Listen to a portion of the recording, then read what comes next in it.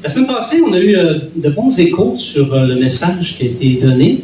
Et puis, l'inspiration qu'on a eue cette semaine va un peu dans le même sens, de telle sorte qu'on pourrait dire que c'est une suite du message de la semaine dernière.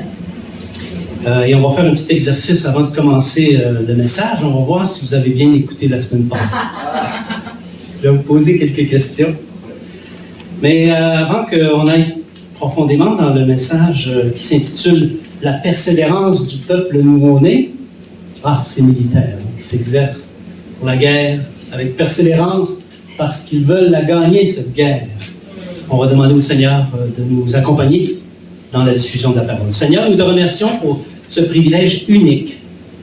On ne le réalise pas pleinement, Seigneur, mais c'est un privilège unique d'être réunis en assemblée pour te glorifier, pour te célébrer, pour chanter tes louanges, mais aussi pour entendre ta parole. Nous prions, Seigneur, afin que la parole ce matin suive les chemins de notre cœur, non pas ceux qui sont tortueux, mais ceux que tu veux emprunter afin qu'ils soient droits. Et Seigneur, nous te prions de transformer nos vies, qu'on sorte de cette réunion différente de ce qu'on était lorsqu'on est rentré, Seigneur. Et que tout au long de la semaine, nos cœurs soient imprégnés de cette parole afin qu'ils soient transformés, qu'ils deviennent de plus en plus semblables à ton image. Nous le demandons au nom de Jésus. Amen. On va enlever ça parce que ça me dérange. Alléluia.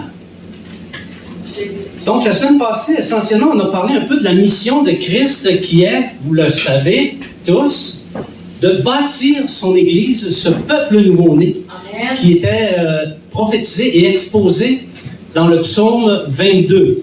N'est-ce pas que c'était impressionnant de voir cette prophétie du psaume 22? C'était stupéfiant de voir à quel point la vie de Christ, particulièrement dans sa mort et sa résurrection, a réalisé, accompli l'ensemble des prophéties qu'il y avait dans le psaume 22. Amen. Je ne sais pas si ça vous impressionne, mais moi, ça m'impressionne. Je vous dirais, ce psaume, retournez le voir, retournez le lire et retenez-le lorsque vous allez rendre témoignage. Lorsque quelqu'un va vous dire « Non, moi, ces affaires-là, je ne crois pas à ça. » Lisez-lui le psaume 22 et dites-lui que ça a été écrit par le roi David plus de 1000 ans avant que ça s'accomplisse. Et on peut le lire dans le livre d'histoire, notamment dans les évangiles. Alléluia. Donc, après avoir soigneusement étudié les significations et les portées des prophéties, on a considéré les intentions de Dieu, parce que les intentions de Dieu sont claires. Ce n'est pas de faire de nous des gens confortables, c'est de faire de nous des participants du peuple nouveau-né qui ont certaines responsabilités. Donc, on avait parlé justement de certaines responsabilités des membres du peuple nouveau-né. Est-ce que vous êtes capable d'en nommer quelques-unes? Il y en a une qui est vraiment claire, qui a ressorti la semaine. Célébrer Dieu, c'est l'une des responsabilités. Parler du Seigneur. La génération future parlera du Seigneur. Amen. Avez-vous parlé du Seigneur cette semaine? Oui, un peu, hein? Êtes-vous capable d'en nommer d'autres? Quand on disait le célébrer, c'est vraiment, comme a dit, l'adorer. Et dans l'adoration et dans la célébration, découvrir les choses que le Seigneur veut qu'on fasse pour accomplir ses volontés et ses desseins. Parce que c'est dans ce temps-là que l'Esprit communique à nos cœurs les intentions de Dieu. Non seulement pour notre région, mais pour notre vie, ce qu'on doit faire.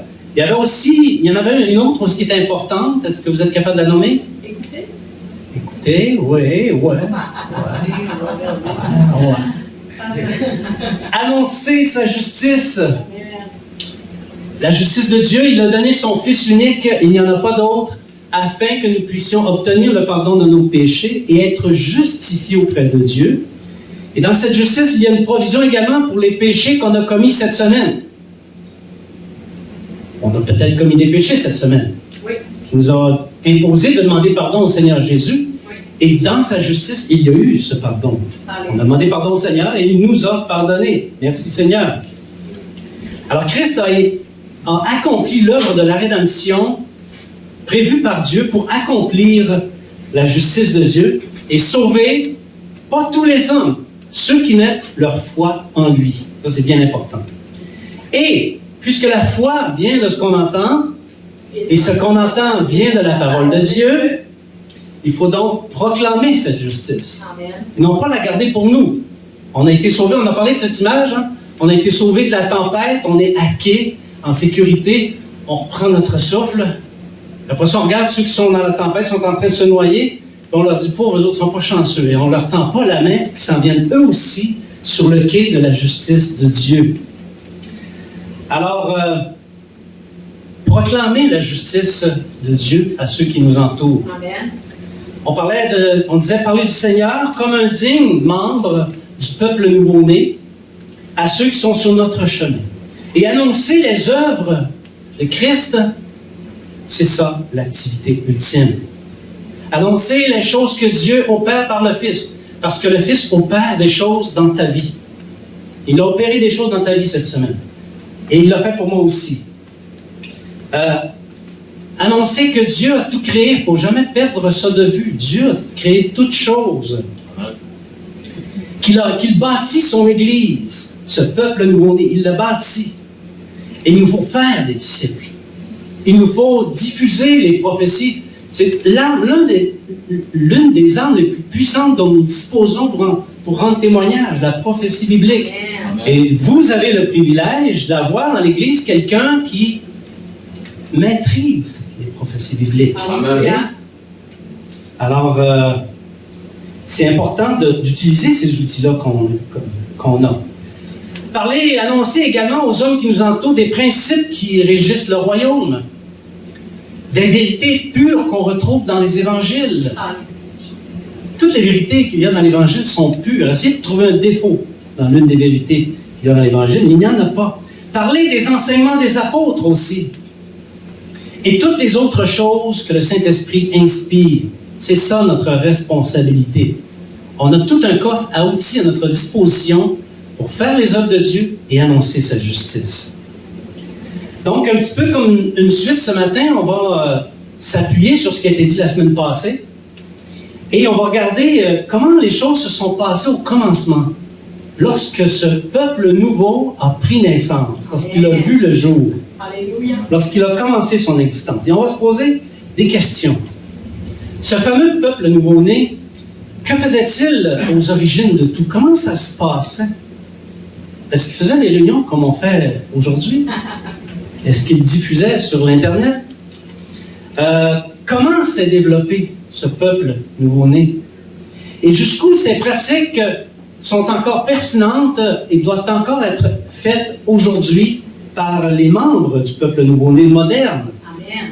Parce que nous sommes membres du peuple nouveau-né, mais pas de la même culture que les premiers, de ceux qui ont démarré l'Église. Alors, c'est de ça qu'on va parler ce matin. Est-ce que ça vous intéresse? Oui. En tout cas, moi, lorsque je l'ai préparé, j'ai eu beaucoup d'intérêt. Et j'ai eu beaucoup de plaisir aussi. Alléluia. Les premiers pas du peuple nouveau-né. Ouais. Il y a un livre dans les Écritures, dans la Bible, qui nous parle de tout ce qui s'est passé au commencement. C'est le livre des Actes. Il renferme toutes les informations nécessaires pour comprendre comment l'Église des premières heures s'est développée. Et lorsque je lis le livre des Actes des Apôtres, pour moi, c'est une passion. À chaque fois, je me pose tout un tas de questions. Parce que je ne sais pas si vous êtes comme moi, mais on veut faire les choses comme les premiers disciples les ont faites. Amen. Bâtir l'Église avec Christ de la manière dont il veut que ça soit bâti. Et le livre des Actes est vraiment important.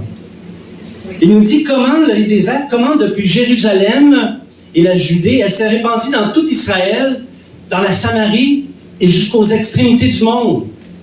Très rapidement, l'Évangile s'est répandu par tout le monde.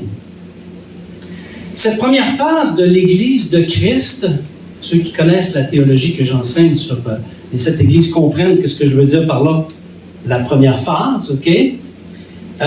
Cette première phase de l'Église de Christ a accompli la parabole des vignerons que Jésus avait donnée. Vous vous souvenez? Il avait bâti une vigne, il avait construit un pressoir, mis une clôture et établi des vignerons. Puis à un moment donné, les vignerons pensaient que c'était eux les maîtres.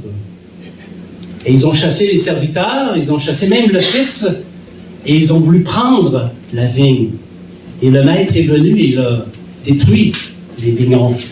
Et ça nous parle du comportement des Israélites à qui le royaume avait été donné et qui ont voulu se montrer propriétaires de ce royaume-là. Ils ont même été jusqu'à tuer le fils. Et cette parabole nous dit que le royaume est passé du peuple juif entre les mains d'une autre nation qui a porté le salut par tout le monde. Cette autre nation, la première nation, c'est l'Église de l'Asie mineure. Okay? Alors, grâce à Dieu, il y a plein de détails sur les agissements des apôtres de la première heure dans la Bible, mais on a aussi d'autres sources moins bibliques, on va dire moins orthodoxes, mais relativement dignes de confiance sur la manière dont ça se passait aux premières heures et qui sont utiles pour les disciples de toutes les générations. Nous avons entre nos mains le même matériel que disposaient les disciples à partir du 3e siècle, en fait du 1er siècle, jusqu'à toutes les autres générations. C'était peut-être un petit peu moins bien colligé qu'aujourd'hui. Le canon a été fixé, le canon biblique du Nouveau Testament a été fixé au 3e siècle. Mais néanmoins, les écrits des apôtres circulaient et le canon était sur le point d'être constitué. Donc, dans ce matériel, on voit qu'après avoir reçu le Saint-Esprit sous forme de langue de feu, les premiers disciples et les apôtres ont été poussés dehors. Ils étaient en dedans et ce vent violent, ces langues de feu qui se sont posées sur eux, les a poussés dehors. Et là, ils se sont mis à parler en d'autres langues, des langues qu'ils ne connaissaient pas, qu'ils n'avaient jamais apprises, qui n'étaient pas leur langue maternelle. Il est répertorié au minimum 12 langues, ça multiplié par 3, OK? 12 langues que les apôtres parlaient et que le peuple entendait. Ils entendaient audiblement ces langues-là. Et ces langues que les apôtres parlaient, qu'ils ne connaissaient pas, parlaient des merveilles de Dieu. Donc, ils parlaient des merveilles de Dieu sans trop le savoir. Mais ceux qui étaient, les Juifs qui étaient en visite à Jérusalem, les Juifs des autres nations qui étaient en visite, l'ont bien entendu. Bien entendu la gloire et ce qu'ils disaient en d'autres langues. Et les apôtres et les disciples qui étaient dans la chambre haute, qui ont eu les langues de feu, qui ont été poussés dehors pour leur langue, sont passés de peureux. Ils ont été 40 jours dans la chambre haute parce qu'ils avaient peur. Ils avaient peur des Juifs. Au mode heureux. Vous vous souvenez, on a fait un message là-dessus. Trop heureux ou trop heureux. Hein? Donc, ils sont passés de trop heureux à trop heureux. Et ils ont accompli des merveilles. Très rapidement, ils ont accompli des merveilles. J'ai une question pour toi. Est-ce que tu as été baptisé du Saint-Esprit? Oui. Alors, à ce moment-là, tu sors dehors. Reste pas peinard dans ton petit coin. Vous recevrez une puissance survenant d'en haut et vous serez mes témoins. Tu as été baptisé du Saint-Esprit, tu as reçu la puissance, sois un témoin de Jésus. Amen. Sors de chez toi, change ton mode de peureux à un mode heureux. Alléluia. Alléluia. Mais là, le peuple, la multitude du peuple qui était réunie lorsque ça s'est arrivé, ont été confondus. Parce qu'ils savaient bien que c'était des hommes sans instruction. Et le peuple a posé des questions. Qu'est-ce que c'est ça? C'est quoi cette patente-là? Là, je parle en québécois un peu, là. C'est quoi cette patente-là? OK? Et là, Pierre, qui lui aussi, par la voix du Saint-Esprit, est passé du mode peureux au mode heureux, s'est mis à parler avec assurance. Il n'était pas habitué de parler des foules. Il s'est mis à parler avec assurance et il a dit des choses extrêmement dangereuses quand on regarde le contexte. Il a été agressif envers les gens à qui il s'adressait. Et on retrouve son discours dans Actes, chapitre 2, versets 22-24, 32, 33 et 36. On va écouter notre lectrice favorite avec attention. Hommes israélites, écoutez ces paroles. Jésus de Nazareth, cet homme à qui Dieu a rendu témoignage devant vous par les miracles, les prodiges et les signes qu'il a opérés par lui au milieu de vous, comme vous le savez vous-même, cet homme, livré selon mon dessein, arrêté, et selon la prescience de Dieu, vous l'avez crucifié, vous l'avez fait mourir par la main des impies. Dieu l'a ressuscité en le délivrant des liens de la mort, parce qu'il n'était pas possible qu'il fût retenu par elle. C'est ce Jésus que Dieu a ressuscité. Nous en sommes tous témoins. Élevé par la droite de Dieu, il a reçu du Père le Saint-Esprit qui avait été promis et il a répandu comme vous le voyez et l'entendez. Que toute la maison d'Israël sache donc avec certitude que Dieu a fait Seigneur et Christ, ce Jésus que vous avez crucifié. Il n'est pas tendre, n'est-ce pas? Les Juifs savent tous ce qui s'est passé avec Jésus, que plusieurs semaines auparavant, il a été livré selon la présence de Dieu, il a été crucifié et il est mort. Cet homme qui n'avait jamais fait de mal, cet homme qui avait accompli des signes, des prodiges extraordinaires comme nul autre prophète n'en avait accompli avant lui, ils l'ont crucifié. Alors c'est dangereux quand tu te présentes devant une foule qui a fait ça, de dire vous l'avez crucifié, vous l'avez fait mourir par la main des impies. C'est sûr que Pierre n'avait pas peur des roches. Dire une chose comme ça, non? Il dit que toute la maison d'Israël sache donc avec certitude que Dieu a fait Seigneur et Christ, ce Jésus que vous avez crucifié. C'est dangereux d'entendre des choses comme celle-là, de dire des choses comme celle-là à une foule. Parce qu'une foule peut se mobiliser contre quelqu'un assez rapidement. On dit que l'intelligence d'une foule atteint le niveau d'à peu près l'âge de 12 ans. OK? Donc, ça fait puis ça réfléchit après. OK? Donc, de dire une chose comme celle-là, c'était dangereux. Mais Pierre l'a fait. Dès les premiers discours de Pierre, sous l'action du Saint-Esprit, 3000 personnes se sont ajoutées. Amen. Ils étaient 120 sur la chambre haute. Et là, ils sont passés à 3120. J'aimerais ça, faire un discours comme ça, tu sais. Où c'est qu'on passe de 120, si 120 nous sommes, à 3120. Alléluia. Amen. Alléluia. Bon, on dit gloire à Dieu, alléluia, béni soit le nom du Seigneur, mais vous savez qu'en termes de communauté, c'est tout un défi de structurer toute une foule de 3000 personnes qui ne sait rien de la foi, qui ne connaît pas les enseignements du Seigneur, qui ne connaît pas l'Évangile. Et cette foule, bientôt, va passer de 3120 à 5120. Avez-vous déjà essayé ça en un mois et demi, structurer une foule de disciples comme ça? Ils ont tous besoin d'être enseignés, de connaître qui est le Seigneur Jésus, de savoir comment prier. As-tu déjà conduit un nouveau au Seigneur? Ils ne savent pas prier. La seule prière qu'ils savent, c'est notre Père. Ils connaissent l'autre aussi, qu'on ne va pas réciter, là. Ils savent qu'il faut égrener aussi une fois de temps en temps, tu sais. Mais ils ne savent pas prier. Ils ne connaissent rien ou à peu près des Écritures. Avez-vous une idée du défi que ça a représenté pour l'Église de la première heure?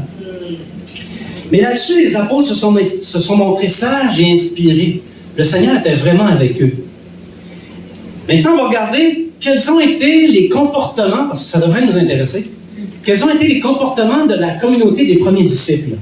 On retrouve ça dans Actes, chapitre 2, versets 42 à 47. Ils persévéraient dans l'enseignement des apôtres, dans la communion fraternelle, dans la fraction du pain et dans les prières. La crainte s'emparait de chacun et il se faisait beaucoup de prodiges et de miracles par les apôtres. Tous ceux qui croyaient étaient dans le même lieu et ils avaient tout en commun. Ils vendaient leurs propriétés et leurs biens et ils partageaient le produit entre tous selon les besoins de chacun. Ils étaient chaque jour tous ensemble, assidus au temple. Ils rompaient le pain dans les maisons et prenaient leur nourriture avec joie et simplicité de cœur, louant Dieu et trouvant grâce auprès de tout le peuple. Et le Seigneur ajoutait chaque jour à l'Église ceux qui étaient sauvés. Amen. Merci Seigneur. Ici au passage, on va corriger une erreur qu'on entend parfois dans la bouche des chrétiens, à l'effet que tous les disciples faisaient des miracles, des prodiges, des guérisons. C'est pas vrai. Regardez, c'est écrit noir sur blanc ici, OK? Il se faisait beaucoup de prodiges et de miracles par les apôtres. Oui, il y en a d'autres qui en ont fait, OK? Parce que l'Église s'est développée. Mais dans les premières heures, c'était principalement les apôtres qui accomplissaient des signes et des prodiges. Alléluia. Alléluia. Quand on lit un passage comme celui qu'on vient de lire, on se dit « Wow! Ça, c'est de la puissance! Moi, je veux être comme ça! On n'a plus ça aujourd'hui dans l'Église, une puissance comme celle-là! » Dans ce temps-là, il levait l'affaire. Bien-aimés, on ne devrait pas penser ça. C'est une erreur de penser ça. Parce que je vais vous donner un principe de science qui s'applique dans la vie aussi, aux mêmes causes, les mêmes effets. Si on expose aux mêmes causes, on va avoir les mêmes effets. Amen. Ouais. Amen. Tu prends un objet, tu le laisses tomber, tu en prends un autre dans le même contexte, il va tomber. Tu n'as même pas besoin d'être un prophète pour parler de ça. Okay? Aux mêmes causes, les mêmes effets. La raison qui fait que l'Église a perdu de la puissance est en raison du désengagement envers le peuple nouveau-né. Wow. C'est ça qui fait penser qu'il y a une autre réalité. Il n'y a pas d'autre réalité. Il n'y en a qu'une. Laisse-toi mobiliser comme un membre du peuple nouveau-né Amen. et tu vas voir une puissance comme celle-là. Amen.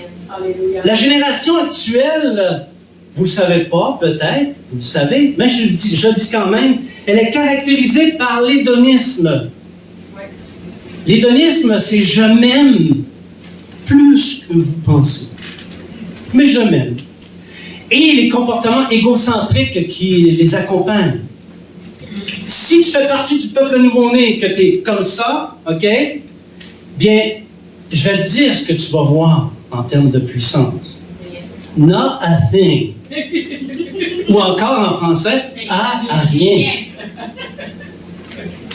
Parce que c'est toi qui es aux commandes, ce n'est pas le Seigneur, ce n'est pas le Saint-Esprit. Pas de puissance, tu n'en verras pas. Tu ne verras pas de signe. Aucun. Tu verras aucun prodige. Tu ne verras pas de nouvelles conversions. Bien-aimé, le peuple nouveau-né doit réaliser quelle est sa mission. Amen. Il doit le réaliser, qui il est et quelle est sa mission. Alléluia. Il faut revenir aux bases, comme la première communauté de laquelle on a dit « Wow! Eux autres, ils l'avaient l'affaire. » Ben, il faut revenir comme ils étaient, si on veut voir les mêmes choses, aux mêmes causes, les mêmes effets. Amen. Et là, le peuple nouveau-né verra la puissance de Dieu en action. Alléluia. Oui. Et il va voir la gloire de Dieu. Et veux-tu que je te dise une chose?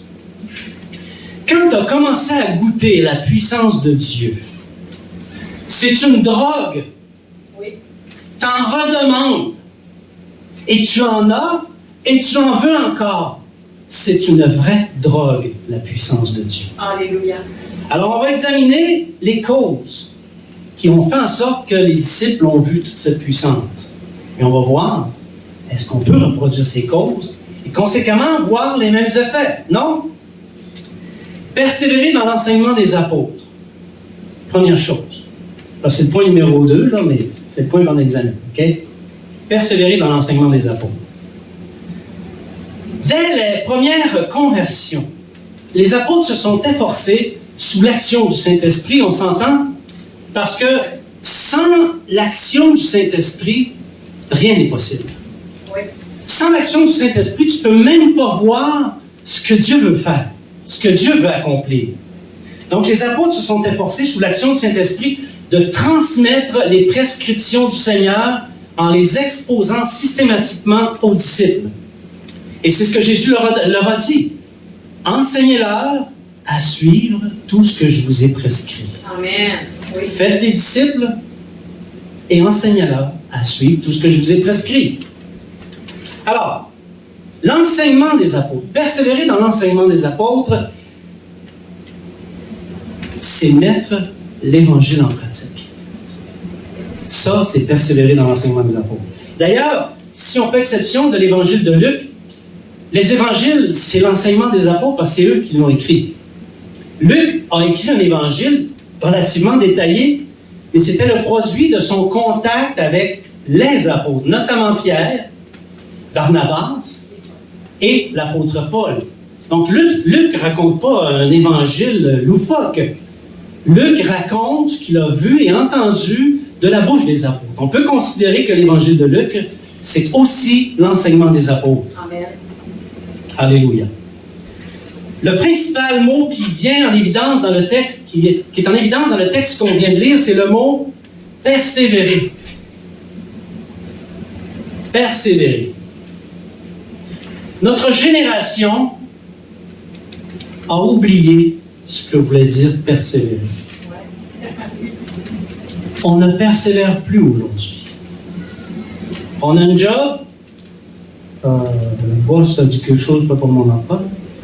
On change de job au lieu de persévérer et grandir au travers de cette petite offense que le patron a dit. On ne persévère plus dans l'Église. On va à l'Église si ça nous tente. Si le pasteur est trop dur, dit des affaires trop dures, on sort. On s'en va. On ne persévère plus. Examine ta vie. En quoi présentement es-tu en train de persévérer? Est-ce qu'il y a un objet, une situation dans ta vie qui impose que tu persévères? Si oui, apprends ce que ça veut dire persévérer. Persévère. Parce que qui ne persévère pas fait ce qui lui plaît. Qui fait ce qui lui plaît est comme une girouette. Tantôt il va à gauche, tantôt il va à droite, mais au fond, il ne sait pas du tout où il va. Non? Oui. Persévérer, ça implique un sens de la communauté. Dans le sens, persévérer dans l'enseignement des apôtres, il y a un sens de communauté. Okay? Persévérer au sein de la communauté, c'est sous-entendu. Et dans une grande patience. Qui dit persévérer, dit aussi grande patience. Qui a dit que c'était facile persévérer? Personne, en tout cas pas moi. Persévérer surtout dans les épreuves qui se présentent sur la ligne du temps et de la persévérance. Parce qu'il y a des épreuves. S'il n'y a pas d'épreuves, si c'est le paradis, si c'est Tahiti sur terre, il n'y a pas besoin de persévérer. Il n'y a qu'à se la couler douce. On persévère quand c'est difficile. Oui. Quand toutes les réunions, les conditions sont réunies pour abandonner. C'est là qu'on persévère. Alléluia. Amen. Persévérer quand ce qu'on vit est déplaisant. Persévérer quand on est sous la mire. Ça m'est déjà arrivé quelquefois d'être sous la mire. Savez-vous qu'est-ce que j'ai fait? J'ai persévéré. Amen. J'ai persévéré. J'ai aussi obéi. Okay? Alors, le contraire de persévérer, c'est abandonner. Lâcher prise. Je lâche lousse. Hey, tu fais partie du peuple nouveau-né. Tu es dans l'assemblée des saints. Alléluia. Lâche pas, persévère. Si tu lâches, peut-être c'est parce que tu as oublié qui tu étais, tu as oublié ta mission et tu as oublié quelles sont tes obligations dans le Seigneur. Vous savez, aujourd'hui, on entend toutes sortes de choses. Mais il faut savoir une chose qui est très importante. L'enseignement des apôtres. Amen. C'est un enseignement rigoureux. Ouais. Ce n'est pas pour les enfants flottants, emportés à tout vent de doctrine. C'est rigoureux, l'enseignement des apôtres. Alléluia. Ce n'est pas des instructions pour une maternelle. Ce sont des instructions pour des hommes et des femmes matures qui comprennent qui ils sont, ce qu'ils font et qui persévèrent là-dedans. Alléluia. Alléluia. L'enseignement des apôtres ou encore le Nouveau Testament, c'est en droite ligne avec la rigueur des autres Écritures. Il y en a qui me disent, ouais, ça c'est dans l'Ancien Testament, ça c'est dur. T'as-tu lu le Nouveau Testament? C'est quand la dernière fois que tu as lu le Nouveau Testament? C'est dur, le Nouveau Testament aussi. Et c'est normal parce que c'est le même esprit. L'Ancien et le Nouveau sont en lien l'un avec l'autre. Le Nouveau n'est pas venu abolir l'Ancien Testament.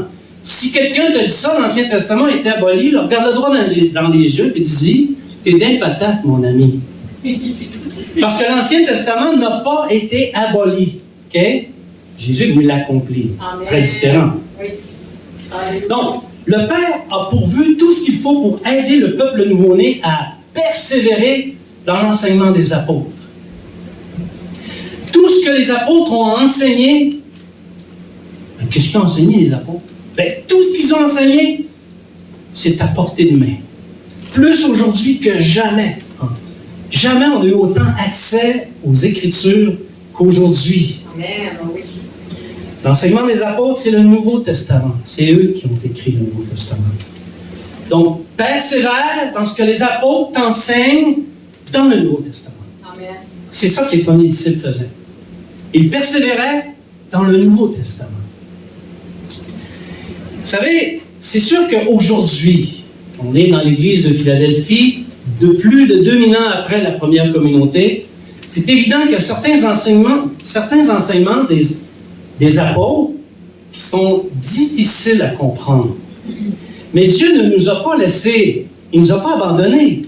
Il a fait un don à l'Église. Le don des enseignants, le don des apôtres, le don des évangélistes qui ont cette capacité à exposer la signification des Écritures. Amen. Okay? Amen. Aujourd'hui, il y a deux sciences qui existent, l'exégèse et l'herméneutique, qui, lorsqu'ils sont bien utilisés, nous aident à comprendre certains enseignements qui, parfois, à cause de notre culture, peuvent nous échapper. Alors, l'enseignement des apôtres, même parmi les plus difficiles, est encore accessible aujourd'hui pour qui veut bien écouter. Alors, lorsque les mécanismes sont en place, pour que l'enseignement des apôtres soit transmis correctement, les disciples peuvent et sont en mesure de persévérer dedans. Non? Moi, j'ai appris beaucoup de choses du Nouveau Testament depuis que je suis chrétien. Et savez-vous qu'est-ce que je fais? Je persévère dedans. Amen. En réalité, toute ma vie est structurée sur les principes, les règles et les enseignements des actes des apôtres. Votre serviteur ne raisonne pas du tout comme les gens du monde. Ça ne veut pas dire qu'il ne connaît pas la pensée du monde. Je la connais très bien, la pensée du monde. Mais il y a longtemps que j'ai donné préséance dans ma vie aux enseignements des apôtres. Amen. Alléluia. Alors, il faut persévérer dans ces enseignements, même lorsqu'ils sont difficiles. Ma question, je ne peux pas dire des choses comme celle-là sans vous poser des questions, n'est-ce pas? Où en es-tu dans ton apprentissage des enseignements des apôtres? Sur une échelle de 100%, là, tu te places où? Est-ce que cet enseignement, celui des apôtres, transforme ta vie? Ou tu es quelqu'un qui lit, « Oh, c'est intéressant ça, hein? » Puis tu continues à faire comme le monde semble. Est-ce que ces enseignements transforment ta vie? Est-ce que lorsque tu as lu l'un des enseignements des apôtres, tu dis, ouais, moi, il faut que je fasse ça. Depuis un an, le Seigneur me travaille sur un point de mon caractère et sincèrement, il m'a sensibilisé, je le travaille énormément. Je suis conscient tous les jours et je le travaille. C'est dur, mais je le travaille. Là, il y avait de la conviction dans ce maintenant. Ça n'est pas de moi. Mais c'est l'enseignement des apôtres qui me fait adopter ce comportement. L'enseignement des apôtres, une dernière question, juste pour vous torturer encore un petit peu, OK? Est-ce qu'il te mobilise pour le peuple nouveau-né? Pour l'Église? Es-tu mobilisé par et pour l'Église? Parce que c'est à ça que conduit l'enseignement des apôtres. Amen. L'autre point que la première communauté... Vous comprenez, là, si on persévère dans l'enseignement des apôtres, comme l'a fait la première communauté, il devrait se passer quelque chose dans nos vies, dans l'Église et dans notre société. Alléluia. L'autre affaire que la communauté de la première heure faisait, elle persévérait dans la communion fraternelle. Et ici, si vous entendez ce que je vais dire sans saigner les oreilles, c'est parce que vous êtes insensible. Parce que je vais dire des vérités là-dessus ce matin. J'ai vérifié, il n'y a aucune tomate à nulle part, il n'y a pas de roche non plus, je suis en relative sécurité. Je peux avoir la même assurance que l'apôtre Pierre et vous dire ce qui doit être dit. Okay? Quand un homme ou une femme adhère au peuple nouveau-né en mettant sa foi dans le Seigneur Jésus, il entre en communion. La communion avec les autres disciples, la communion avec le Saint-Esprit. Amen. Ça ne se peut pas mettre sa foi en Jésus et ne pas être en communion. Et au sein du peuple nouveau-né, au sein de l'Église, nul n'est une île. Aussi, au sein du peuple nouveau-né, l'action du Saint-Esprit n'est pas le fait du pasteur. Cette idée-là de dire je vais à l'église d'un tel, je vais à l'église et le pasteur veille sur nous, prend soin de nous, c'est une hérésie.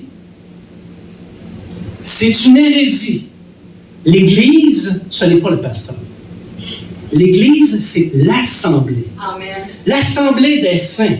Amen. L'assemblée de ceux qui ont placé leur foi en Jésus et qui agissent sous l'action du Saint-Esprit. Amen. Et non pas sous les directives du pasteur. T'avais dit que ça tirerait le matin? Les tomates arrivent. Dans l'assemblée des saints, tous sont en communion. Je suis en communion avec lui, avec elle, avec tous vous, avec vous. Je suis en communion. Vous êtes en communion avec moi. Alléluia. Et on retire du bénéfice de cette communion. Il y a du bénéfice, notamment l'amour. Alléluia. C'est tout un bénéfice. La première communauté des disciples se tenait ensemble. Ils se déplaçaient à la queue leu-leu. Ils étaient toujours ensemble. Tellement que les Juifs les connaissaient. C'était une communauté de gens réunis, assemblés, et ils étaient dynamiques. Ils parlaient du Seigneur, ils étaient intéressants, comme ça avait été prophétisé dans le psaume 22. Amen. Alléluia. Donc, ils étaient toujours ensemble. Confessons, nous ne sommes pas toujours ensemble. Confessons, on a de la misère à se tenir les uns avec les autres. Je vais en parler, je ne vais pas vous laisser là-dessus. Je vais dire d'autres affaires, OK? La communauté des premiers disciples avait une caractéristique, ils n'étaient pas attachés à leurs biens matériels, leurs possessions, OK?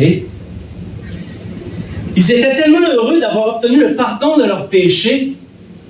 Nous, on a peut-être oublié ça. Ouais. Hey, tes péchés ont été pardonnés. Amen. Même ceux qui parfois reviennent à la surface et te torturent. Amen. Ils ont été pardonnés. Alléluia. Est-ce que tu réalises que tu as été pardonné? Quel amour! Quel est l'amour de Dieu? La grandeur de cet amour qui t'a pardonné, toi, le pas fin. Alléluia. La pas fine. OK? Et non seulement il t'a pardonné, mais en plus, il t'a donné la vie éternelle. La petite vie que tu vis ici, si elle dure 70 ans, tu vas être béni. Mais la vie éternelle, on va faire un exercice ensemble, OK? On compte de 1 jusqu'à l'éternité. OK? On va mourir avant. Puis on va voir ce que ça donne, jusqu'où on peut se rendre. As-tu une idée de ce que c'est, l'éternité? Ta petite vie que tu mènes ici, qui est entourée de toutes sortes de biens matériels, c'est rien en comparaison de l'éternité. Amen. De quoi va être meublée ta maison, ton habitation dans le ciel? Oui. Si tu as mis ton emphase sur le matériel d'aujourd'hui, ça peut arriver que tu aies un petit banc, là. Petit banc, si t'en as un. Peut-être tu vas t'asseoir sur le sol. Peut-être que ton habitation dans le ciel, ça va être une tente au lieu d'un temple.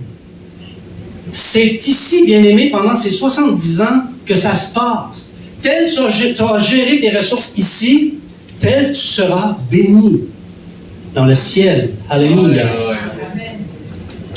Donc, les premiers disciples étaient vraiment détachés de leurs biens. Il y a des rapports qui nous parlent des gouverneurs.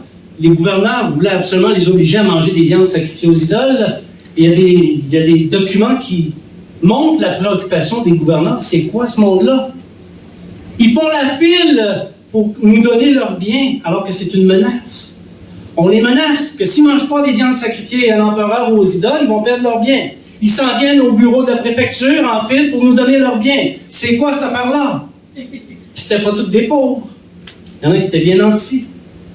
Les maisons, les terres et autres biens, ils vendaient, ils mettaient tout à la disposition des apôtres. Je n'aurais pas voulu être un apôtre. Et chaque jour, ils faisaient des distributions aux familles.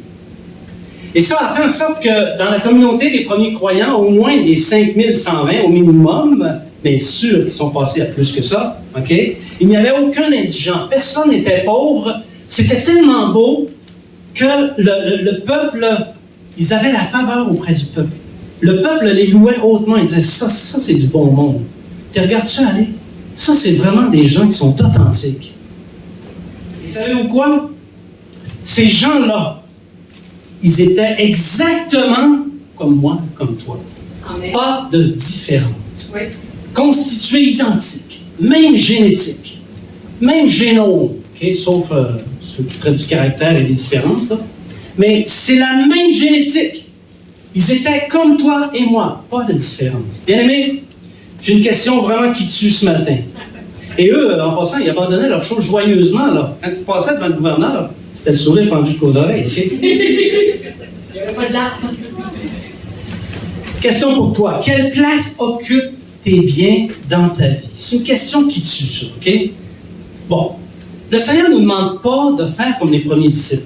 Je pense que l'expérience chrétienne, au travers des âges, a démontré que l'expérience des communautés, l'expérience communautaire, en fait, il n'y a pas eu d'expérience communautaire qui ont bien fonctionné. Ça fonctionne bien pendant un certain temps, mais l'homme étant ce qu'il est, tôt ou tard, ça se détruit. Les communautés finissent par se détruire. Okay? Donc, il n'y a pas de cas de réussite permanente d'une mise en commun de toute la communauté. Mais, il y a une chose, par exemple. Nos biens occupent une place dans notre vie. Quelle place occupent ces biens? Alors, le point ici, le point majeur qu'il faut retenir, c'est de ne pas mettre notre confiance dans nos biens, Amen. dans nos possessions et dans nos avoirs. Okay? Notre confiance doit être dans le Seigneur. Tu es confortable, tu es à l'aise? Parfait. Mets ta confiance dans le Seigneur et attends-toi à lui. Tu es quelqu'un de ressources modestes? Parfait. Mets ta confiance dans le Seigneur. Attends-toi à lui. Consulte le Seigneur. OK? C'est ça que le Seigneur veut. Moi, c'est un défi pour un chrétien de consulter le Seigneur. Tu as un besoin quelconque, tu tournes de bord, tu vas l'acheter. As-tu consulté le Seigneur? Savez-vous que je consulte le Seigneur avant de faire les plus gros achats? Seigneur, conduis-moi. Je ne veux pas faire d'erreur. Je veux faire ta volonté. Je consulte le Seigneur. La dernière voiture que tu as achetée, est-ce que tu as consulté le Seigneur? Est-ce qu'on consulte le Seigneur? Si on le fait, ça veut dire qu'on place notre confiance en lui et que notre cœur n'est pas tourné vers nos possessions et nos biens. C'est ça ici le point. La disposition du cœur. Il y a une autre affaire aussi. Il faut qu'on réalise une chose. Tous nos biens, nos possessions, nos avoirs ne viennent pas de nous. Ils viennent du Seigneur. Nous, on est dans un pays riche. C'est normal d'avoir des possessions. Okay? Mais il y a des pays, il y a des représentants de certaines communautés d'autres pays ici qui savent qu'on est dans un pays riche. Parce que dans leur pays, à eux, ça ne mange pas nécessairement 3 repas par jour. Et croyez-moi, lorsqu'ils ont des besoins, ils se tournent vers le Seigneur. Et ils s'appuient sur le Seigneur. Tandis que nous, c'est comme une normalité. On sort le... Donc, nos biens ne nous appartiennent pas. C'est pour ça que les premiers disciples les donnaient volontairement. Nos biens sont mis à notre disposition ou encore à notre service. Devant Dieu, sais-tu quel est ton rapport avec tes biens devant Dieu? Celui de gestionnaire. Tu es gestionnaire de ces biens qui te sont prêtés. Qu'est-ce que tu en fais des biens qui te sont prêtés? Est-ce qu'ils sont à la disposition du Seigneur ou encore, est-ce que tu es prêt à les mettre, tes biens, à la disposition du Seigneur?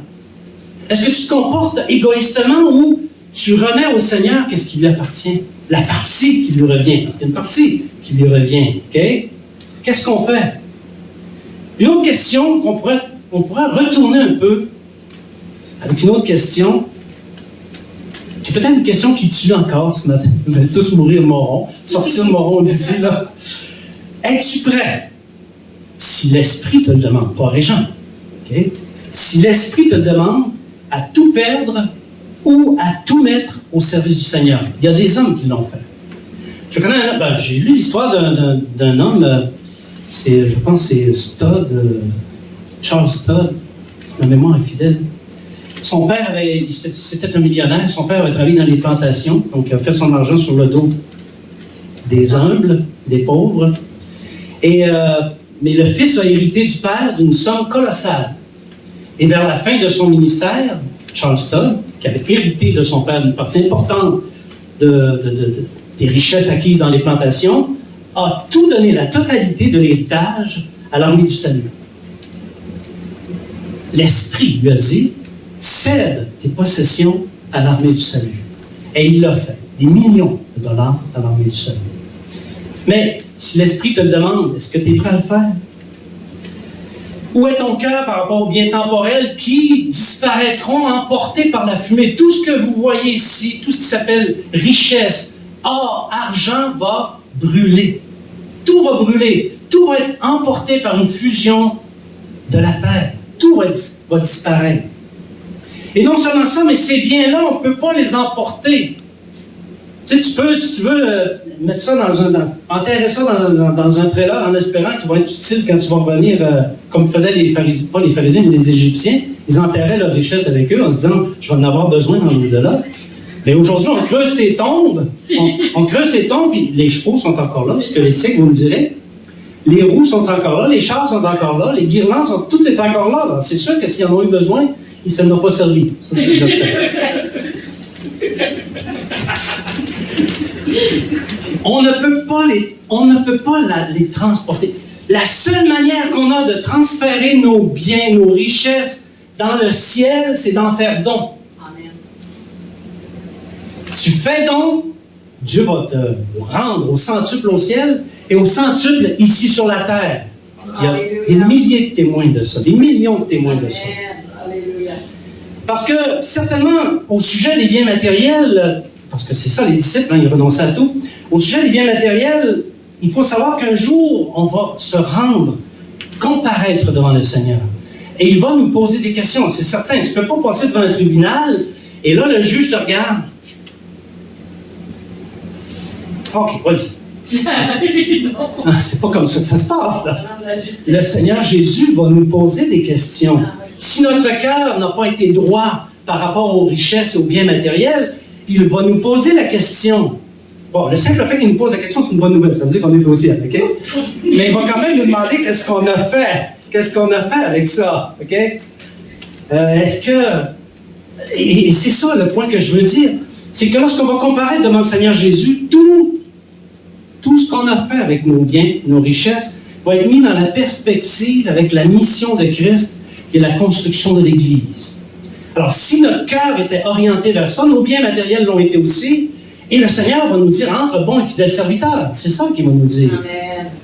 Mais ce serait plate qu'il nous fasse des reproches, qu'il nous fasse voir une situation où il y avait un besoin et où on ne l'a tout simplement pas vu, par indifférence ou autre. Ça serait le fun qu'on garde la tête haute et qu'on n'ait pas de honte à ce sujet-là. Donc, ce n'est pas en raison de ce qui se passe ici que j'enseigne ça. C'est en raison du royaume, de la mission de Christ et de ce qu'on va avoir une fois qu'on va être dans le ciel. Parce qu'en ce qui me concerne, les seules choses qui sont importantes, c'est d'être auprès du Seigneur et d'avoir le plus de récompenses possible. Alléluia. Parce que le jour va venir où notre vie va être placée sur une balance. Oui. Et cette balance, c'est la balance du royaume et de la justice de Dieu.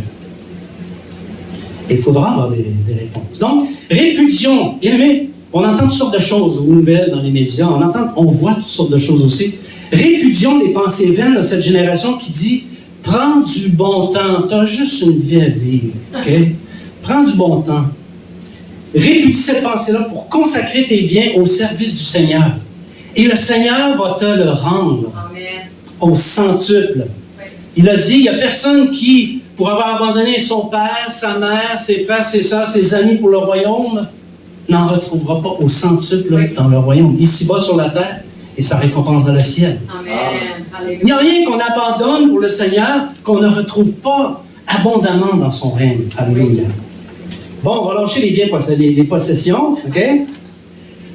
Persévérer dans l'enseignement des apôtres, ils donnaient tout au service du royaume et ils étaient assidus au temple. Assidus, pas assidus, assidus. OK? Chaque jour, ensemble, assidus, pas une fois par semaine. C'est, bien aimé, je le dis tout de suite, c'est insuffisant de se voir une fois par semaine. Pas une fois par mois. Pas une fois de temps en temps. Pas quand ça donne, c'est-à-dire pas souvent, ou pas tout. Assidu. Chaque jour. Beaucoup de chrétiens luttent contre le péché. Toutes sortes de péchés. Regardez-moi pas comme ça, je sais qu'il y a des péchés dans votre vie contre lesquels vous luttez. OK? Je ne suis pas le seul, là. Hein? Donc, vous luttez contre le péché. La meilleure façon de combattre le péché, c'est de se tenir dans la compagnie des disciples. Amen. Ah oui. Alléluia. Si tu vois les disciples une fois par mois, excuse, ton combat contre le péché, il est perdu. Tu es tout seul. On a besoin de nos frères et de nos sœurs. J'ai besoin de vous. Ça n'a pas l'air, hein? Amen. Mais j'ai besoin de vous. Vous avez besoin de moi. Amen. Alléluia. Mais si on se tient ensemble, souvent, à tous les jours, et qu'on est assidu, et qu'on persévère là-dedans, le combat contre le péché, on va le gagner. Oui. Alléluia. Parce que quand on est ensemble, nous veillons les uns sur les autres. Quand je suis avec un groupe, parfois quelqu'un dit quelque chose. C'est le Seigneur qui a parlé. Je sais que le Seigneur a parlé. La personne ne le sait pas. Je ne me suis pas mis à faire des courbettes devant elle. Mais j'ai entendu la voix du Seigneur qui m'a parlé. Oui. Mais si je ne suis pas dans la compagnie des disciples, comment voulez-vous que j'entende la voix du Seigneur? On peut veiller les uns sur les autres. S'avertir aussi. Quelqu'un peut être sur une voie d'évitement. Comment faire pour lui dire? La prochaine fois qu'il vient à l'église, dans 3 semaines, 1 mois, 2 mois, ça ne fonctionne pas, bien-aimé. Il faut être assidu au temple. Amen. Alléluia. Et en plus de ça, non seulement ils étaient assidus tous les jours au temple, mais ils se tenaient ensemble dans les maisons, ils rompaient le pain tous les jours, et ils prenaient leur nourriture avec joie et simplicité de cœur. C'est quand la dernière fois que tu as mangé un repas fraternel? Dans une maison d'un frère ou d'une sœur? C'est quand la dernière fois où tu as eu un partage, où tu as rompu le pain, où tu as agi avec joie et simplicité dans le cœur, dans la maison du frère ou de la sœur? C'est quand la dernière fois? Bien-aimés, ce sont des questions capitales, aux mêmes causes, les mêmes effets.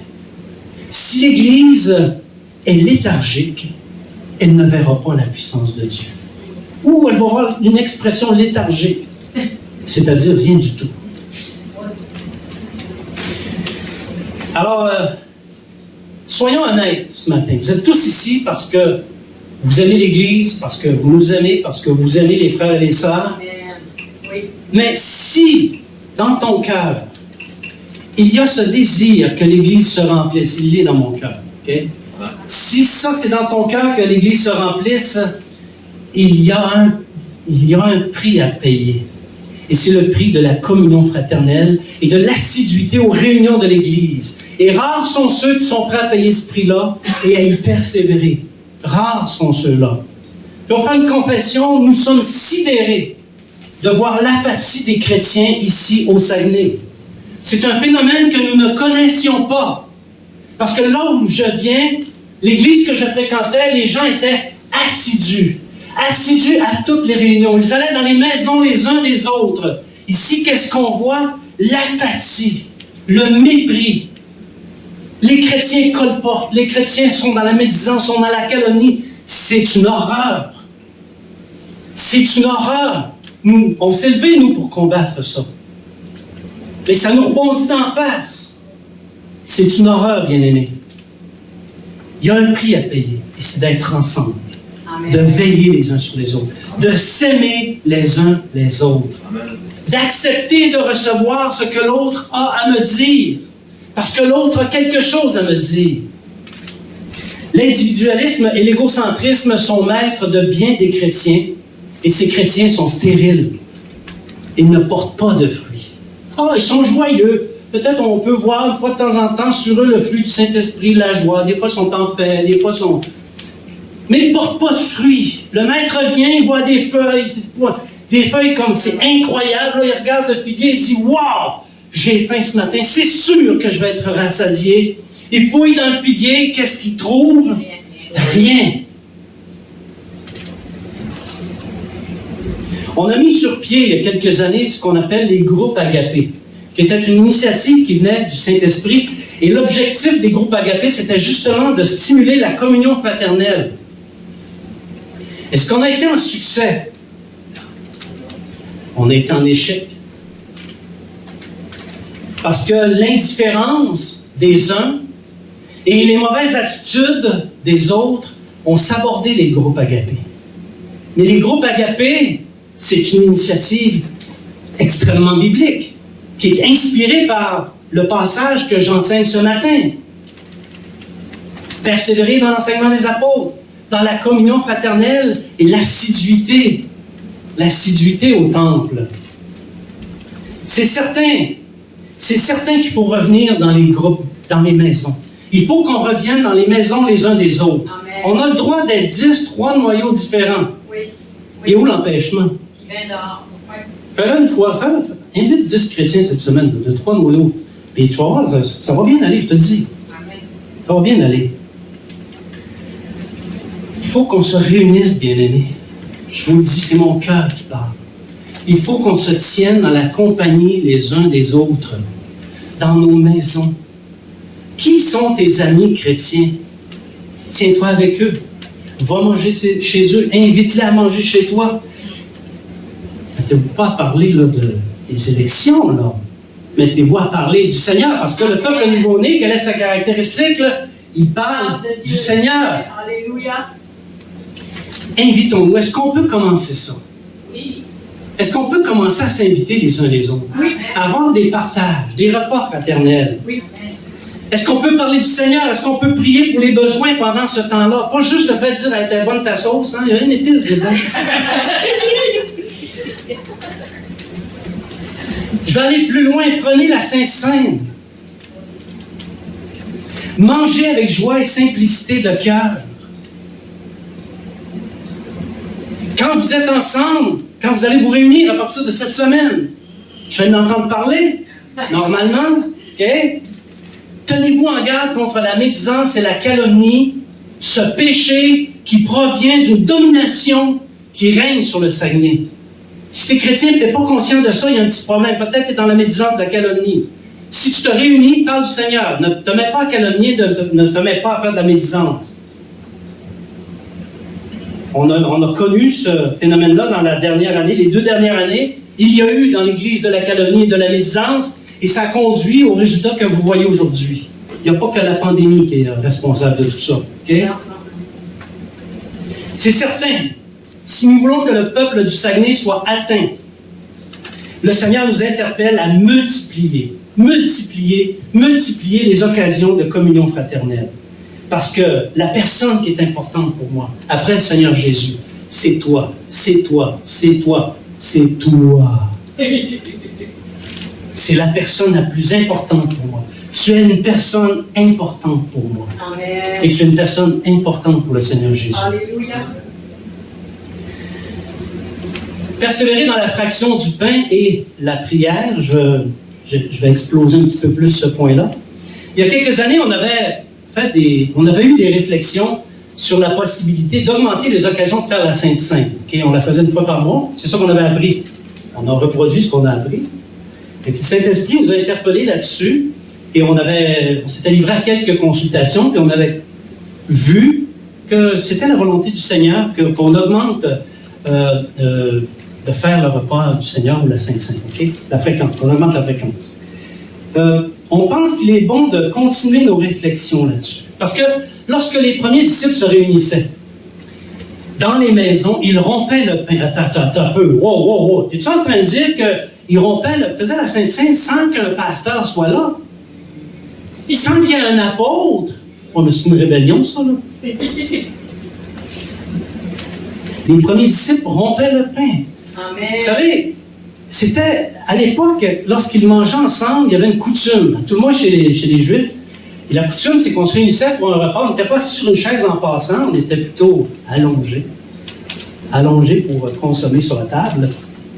Consommer ce qu'il y a sur la table.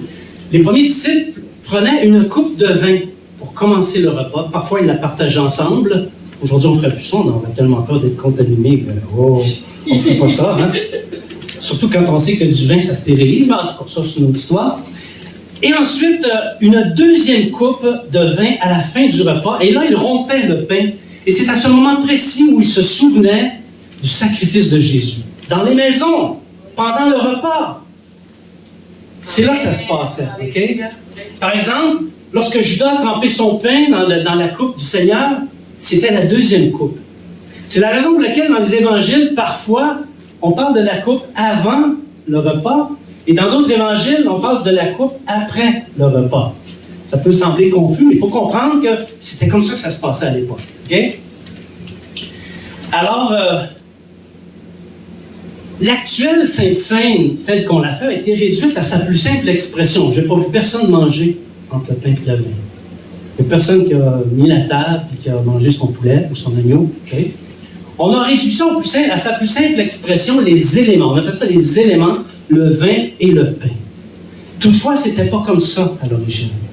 Ce n'était pas comme ça. Il faisait une réunion spéciale pour rompre le pain et se souvenir du dernier repas du Seigneur. Donc, il n'y a rien qui nous empêche, bien-aimés, lorsque nous nous réunissons pour manger un repas, de prendre un morceau de pain, de le rompre et de se souvenir du sacrifice du Seigneur Jésus par le pain et de se souvenir que par son sang, le vin, nous avons la vie éternelle, Amen. Le pardon de nos péchés. Alléluia. Rien ne nous empêche de faire ça. On va commencer à le faire. Nous allons commencer à le faire. On va commencer à rompre le pain aux mêmes causes, les mêmes effets. Alléluia. Alléluia. On va prier ensemble. Prions. Souvent, on se réunit, on part sans avoir prié. Il y a peut-être un gros besoin, un grand besoin qui n'a pas été exprimé, on ne l'a pas vu parce qu'on n'a pas prié les uns pour les autres. Et pendant que nous prions, après le repas et la fraction du pain, on va recommencer ça, bien-aimés. Prenons du temps pour entendre la voix du Saint-Esprit. Il y a dans l'histoire récente, le peuple des Russes et des Arméniens qui avaient cette pratique. Ils faisaient le repas du Seigneur comme ce que je viens de vous expliquer. OK? Et puis c'était du très, très sérieux, là. Et le Saint-Esprit agissait puissamment parmi ces gens-là. Même parfois, il dénonçait des fraudes qu'il y avait dans le groupe. OK? Alors, ces gens-là prenaient du temps pour louer le Seigneur et entendre sa voix. Et le Seigneur communiquait des choses. Amen. Ça aussi, on a perdu ces choses-là. Les assemblées de la Pentecôte de la première heure faisaient ça. On a tout perdu ça. Oui. Il faut se réapproprier cette puissance si on veut voir le royaume de Dieu Alléluia. se développer dans notre ville. Donc, il faut commencer. Il faut commencer à quelque part. Il faut commencer à faire des choses si on veut voir le royaume de Dieu se développer. Oui. Ce que la communauté des premiers disciples faisait également, louer Dieu dans la crainte. On ne loue pas Dieu tant que ça.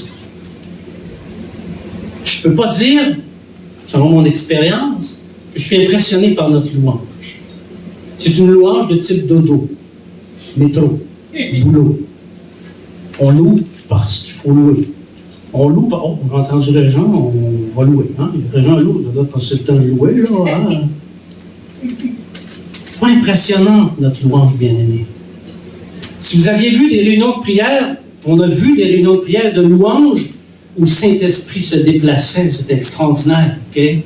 Quand tu as goûté ça, c'est une drogue, t'en veux encore. Il faut qu'on se développe dans la louange, bien-aimé. La louange, c'est pas 3 minutes et demie. C'est pas l'expression d'un soupir. La louange, on loue Dieu. On est dans sa présence, on l'adore. On adore notre Dieu, on l'adore. Alléluia. Dans les prochaines semaines, on va se concentrer pour adorer notre Dieu. Amen. Alléluia. La communauté des premiers disciples louait le Seigneur constamment.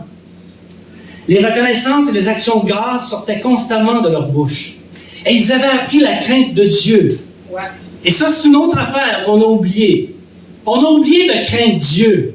On est dans l'Église, on fait n'importe quoi. On dit n'importe quoi et on oublie que c'est l'Église de Christ. Voilà. Et que ce qu'on dit, ce qu'on fait dans l'Église, on le dit, on le fait à Christ. On doit retrouver la crainte de Dieu. Amen. La communauté des premiers chrétiens savait que ne pas craindre Dieu, c'était dangereux.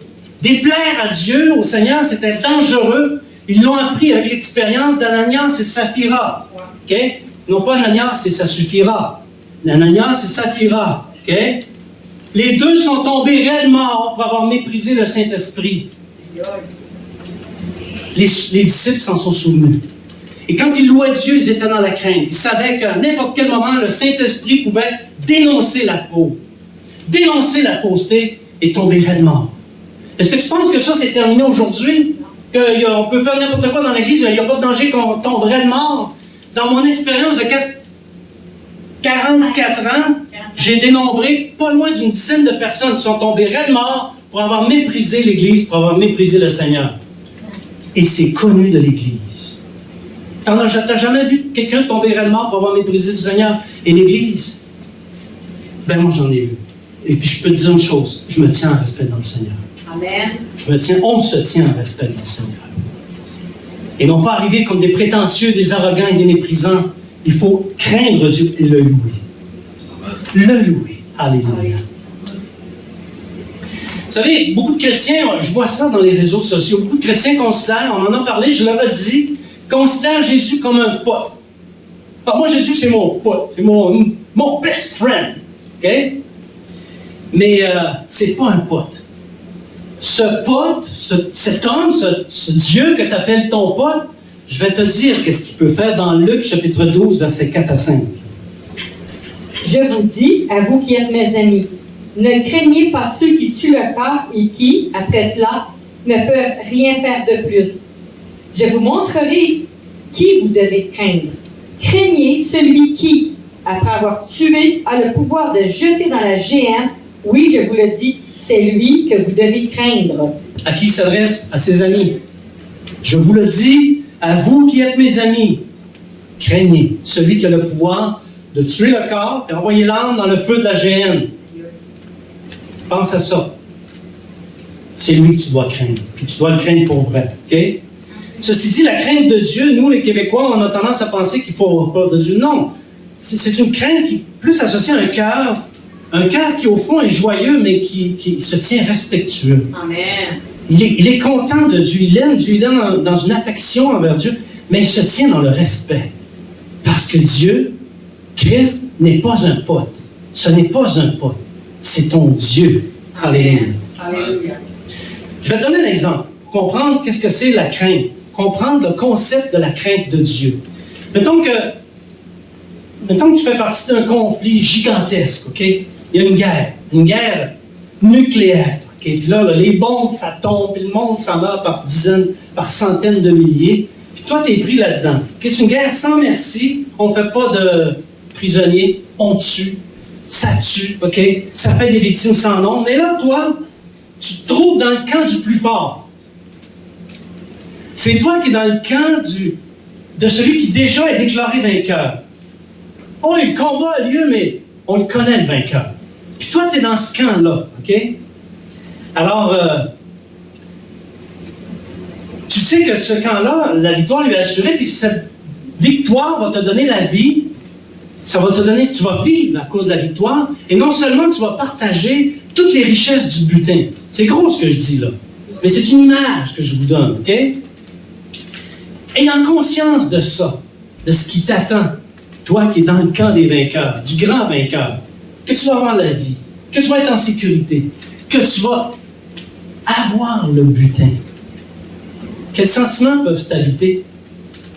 Quels sont les sentiments que tu trouves dans ton cœur en présence d'une telle considération? Certainement la joie, même une joie indescriptible. Tu te dis, j'ai hâte que ça arrive, j'ai hâte d'être là.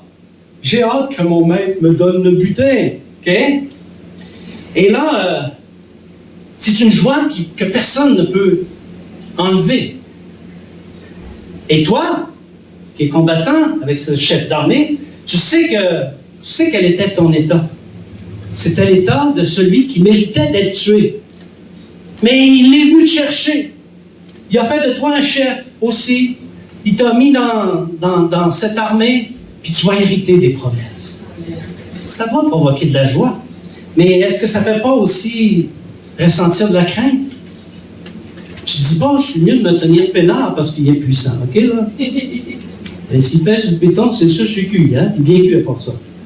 Alors, c'est ça, c'est comme ça qu'il faut se tenir dans la présence de notre Maître, comme des gens qui ont été rachetés, non comme des prétentieux, non comme des orgueilleux, des gens qui ont été rachetés, qui sont au combat, mais ils sont avec le vainqueur. Amen. Et la victoire est acquise. Alléluia. Ça, normalement, quand tu as pris conscience de ça, si tu maintiens ta foi dans son nom, c'est sûr que tu as des raisons et des bonnes pour louer ton Dieu. En toutes circonstances. Alléluia. C'est un peu pour ça que la communauté des premiers disciples louait Dieu dans une crainte respectueuse. C'est un peu ça les sentiments qui les habitaient. Toi, de ton côté, as-tu conscience de ces choses-là ou tu as tout mis en oubli? On a tendance à tout mettre en oubli. On oublie. On pense qu'on est, on oublie qui est Dieu. Est-ce que ces sentiments qui devraient nous habiter, est-ce qu'ils ont une influence sur ta foi, sur ton service, tes attitudes, sur ce qui sort de ta bouche? Écoute-moi bien, ça devrait avoir une influence. Ça devrait avoir une influence. Quand le Seigneur met devant toi une opportunité pour faire une œuvre, pense à ça. Et partage les œuvres que le Seigneur fait avec toi. Il faut qu'on revienne à s'approprier le sentiment que Christ est en nous et qu'il désire communiquer la foi aux gens qui nous entourent dans le contexte qu'on vient de parler. Oui. C'est ça les sentiments qui habitaient les premiers disciples. Ils aimaient le Seigneur. Alléluia. Ils aimaient le Seigneur. Ils étaient prêts à tout donner pour hériter les promesses merveilleuses. C'est pour ça qu'ils se présentaient devant le gouverneur, prêts à tout donner. Ils étaient mobilisés. Ils passaient de la parole aux actes. Ce n'étaient pas des diseux, c'était des faiseux. Ils étaient prêts à renoncer à tout pour le service du Seigneur? Pas de problème. Souffrir les persécutions? Bon, mais ils vont te disloquer le corps. Pas de problème. Les troubles? Ils vont te persécuter, ils vont te chercher dans tout le pays. Pas de problème. Le renoncement? Oh, pas de problème. Subir la violence des autres? Pas de problème. Le martyre, mourir sur la table, sur l'échafaud? Pas de problème. Leur attachement au Seigneur était tellement fort qu'il a été remarqué par le peuple. Et il trouvait grâce auprès du peuple. Ce sont les attitudes qui faisaient que le Seigneur ajoutait chaque jour ceux qui étaient sauvés. Amen. Tu veux voir chaque jour dans l'Église ceux qui sont sauvés? Deviens un faiseux. La croissance de notre Église, bien-aimée, passe inéluctablement par ces mêmes processus, Amen. aux mêmes causes, les mêmes effets. Alléluia. Oui, Jésus. Parce que quand ces choses existent, l'amour des disciples, l'amour décuple au sein de l'Église, et ça, le monde le voit. Et le monde en veut. Le monde a besoin d'amour. Oui. Le monde a besoin de l'amour de Dieu. Oui. Le mécanisme que Dieu a pourvu, l'Église, le peuple nouveau-né duquel tu fais partie. Oui. Jésus l'a dit, « À ceci, tous connaîtront que vous êtes mes disciples si vous avez de l'amour les uns pour les autres. » Vous devez m'aimer, même quand je ne suis pas fin. Oui. Je dois vous aimer, même quand vous n'êtes pas fin. OK? Nous devons nous aimer Amen. authentiquement. Oui. Tu veux savoir si tu aimes authentiquement un frère, une sœur? Pose-toi la question suivante. Es-tu prêt à subir le martyr pour lui ou pour elle? Ben, c'est ça. Il n'y a pas de plus grand amour. C'est un baromètre, OK? Il n'y a pas de plus grand amour que de donner sa vie pour ceux qu'on aime. Amen. Lorsque nous nous réunissons, louons Dieu dans la crainte. Je vais rendu à la conclusion. On va appeler la musicienne, les musiciens. On est rendu à vous autres, là. C'est évident que bien des chrétiens ont perdu de vue la mission que le Père a donnée à Jésus. Bien des chrétiens vivent leur christianisme dans l'indifférence. Non pas qu'il faille entrer à temps plein dans le ministère. Pour vivre ton christianisme, là, le Seigneur ne dit pas, ben regarde, il faut que tu ailles en mission aux îles Mokoum. C'est pas ça, vivre son christianisme. OK? Mais entrer dans ce qui fait la force du peuple nouveau-né, depuis le commencement, la persévérance. Persévérance que la pandémie a mis à rude épreuve. Revenir à une persévérance évangélique de l'enseignement des apôtres, non pas pour les savoirs, mais pour les posséder et les mettre en pratique. Amen. Persévérance dans la communion fraternelle. Redressons notre profil là-dessus. Cette persévérance qui trouve son plaisir dans la présence et la communion des autres disciples, qui trouve son bonheur dans la communion des autres disciples. Pas une communion platonique, mais une communion qui pratique les grâces abondantes du Seigneur, détachée des biens temporels, assidue et rappelant le souvenir du dernier repas.